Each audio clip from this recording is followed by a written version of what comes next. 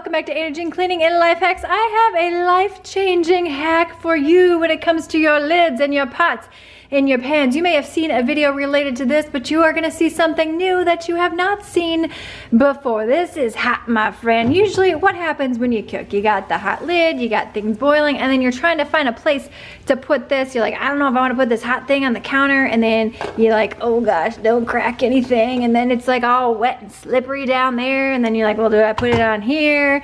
And then it's all wet, and you gotta clean that up, and you got the water spots, and then dealing with the hard water spots. By the way, I have a ton of hacks about how to get rid of hard water spots. Here's a little trick in what you do with your lids, and you can see it's on a pot right here, not like a big noodle pot. That's obvious where to put the lid, but how about something like this? Now some may say, like, just hook it up here, right? Oh gosh, and then you got that situation going on. If you try hooking it up here, this whole pot is gonna tip over. No, my friend, that is not at all what you do. But can you see the handle? You see right there? You could have a handle like this. You could have one of those little circular handles.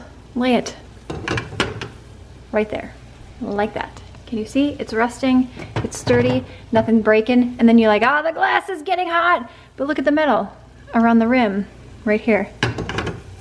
This is where it goes, my friend. This is where it goes. You want a bonus tip? Yes, bonus tip, thumbs up, let's do it. Let's look at my drawer right here. You ever seen a little hack about what to do? Yes, this is a complete disaster. I know, video to come on that one. It's boiling over. What do?